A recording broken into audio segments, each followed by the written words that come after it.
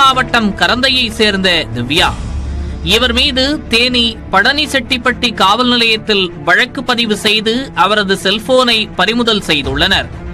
எதற்காக இந்த வழக்கு பதிவு?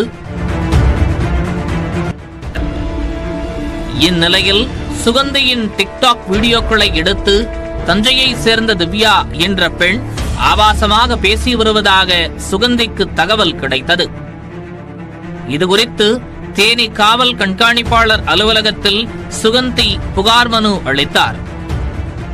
அந்த புகாரின் அடிப்படையில் திவ்யா ஸ்ரீரங்கபுரத்தை சேர்ந்த மணிகண்டன், நாகலாபுரத்தை சேர்ந்த ரமேஷ், அரப்படி தேவன் பட்டியை சேர்ந்த அழகர் ராஜா, மதுரை செல்வா ஆகிய 5 பேர் மீது ஸ்ரீரங்கபுரத்தை சேர்ந்த மணிகண்டன், நாகலாபுரத்தை சேர்ந்த ரமேஷ், அரப்படி தேவன் பட்டியை சேர்ந்த அழகர் ராஜா, மதுரை செல்வா ஆகிய 5 பேர் மீது பழனிசெட்டிப்பட்டி காவல்துறையினர் வழக்கு பதிவு செய்துள்ளனர். அது மட்டுமல்லாமல் திவ்யாவின் செல்போனையும் பறிமுதல் செய்துள்ளனர்.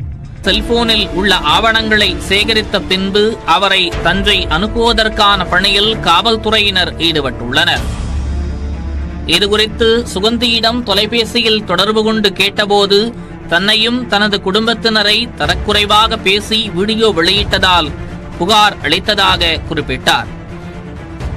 திவ்யாவை நேரடியாக சென்று அழைத்து வந்து காவல் நிலையத்தில் ஒப்படைத்ததாகவும் அவரை ஏமாற்றி அழைத்து வரவில்லை என்றும் கூறியுள்ளார்.